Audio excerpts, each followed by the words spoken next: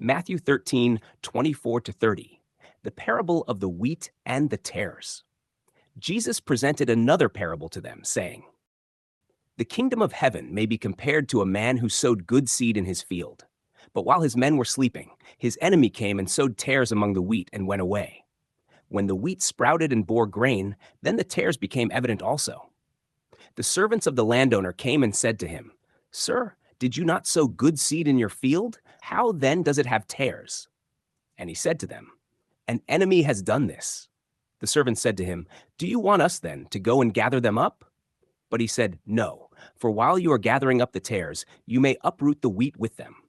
Allow both to grow together until the harvest. And in the time of the harvest, I will say to the reapers, first gather up the tares and bind them in bundles to burn them up, but gather the wheat into my barn.'"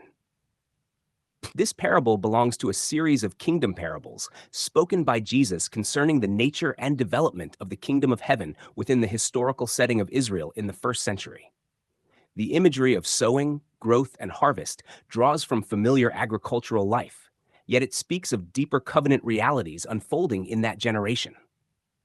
The parable begins with a man sowing good seed in his field. The seed is good because its source is good. The one who sows is deliberate and purposeful, planting what will produce a proper harvest. The field represents the realm in which the message of the kingdom was being planted during the ministry of Jesus and his apostles. The proclamation of the kingdom was spreading throughout Israel, and those who received the message were like wheat growing in the field. However, the story introduces a second actor. While the servants were sleeping, an enemy came and sowed tares among the wheat. Tares were weeds that resembled wheat in the early stages of growth, making them difficult to distinguish until maturity. This act of sabotage created a mixture within the field, two plants growing side by side that would only later reveal their true identity. When the plants began to grow and bear grain, the difference became evident. The servants noticed the mixture and questioned the landowner, wondering how such corruption could appear in a field where only good seed had been sown. The owner explained that an enemy had done this. The problem did not originate with the sower, but with opposition that intentionally introduced something false into the field. The servants proposed immediate removal of the tares. Their concern was understandable. If the field was meant for wheat, the weeds should be removed. Yet the landowner forbade it. Uprooting the tares prematurely could damage the wheat, since their roots would be intertwined. Instead, both were allowed to grow together until the harvest. This instruction reveals a period of coexistence within the same field. The kingdom message was advancing, yet within the same covenant world, there remained those who opposed it. True sons of the kingdom and those aligned with the old order existed side by side during the ministry of Christ and the apostolic era. The distinction would become fully evident only at the harvest. The harvest imagery was deeply familiar in the prophetic language of Israel's scriptures.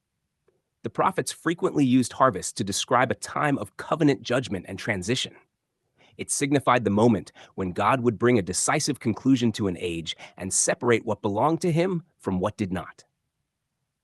In the parable, the landowner instructs the reapers to gather the tares first and bind them in bundles for burning, while the wheat is gathered into the barn.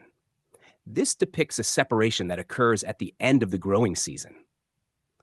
What had been mixed together throughout the field would finally be distinguished and assigned its proper place. The wheat represents those who belong to the kingdom that Jesus announced, those who received the message of the king and were produced by the good seed of the gospel. The tares represent those who oppose that kingdom, appearing similar outwardly, but ultimately bearing a different nature. Throughout the ministry of Jesus and the decades that followed, this mixture was evident within Israel. The proclamation of the kingdom produced genuine life in many. Yet others resisted the message and remained aligned with the structures of the fading covenant order. Both existed in the same historical field until the appointed time of harvest. When that time arrived, the separation would be complete. The imagery of burning tares reflects the removal of what did not belong in the field, while the gathering of wheat into the barn represents the preservation of what the sower had produced. The parable, therefore, portrays a decisive transition. the conclusion of one covenant era, and the vindication of the kingdom that Christ had established.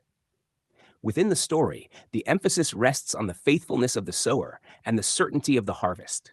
The good seed accomplishes its purpose, and the final gathering reveals what the field truly contained. The kingdom that Jesus introduced would grow within the historical world of Israel until the appointed harvest brought the age to its fulfillment.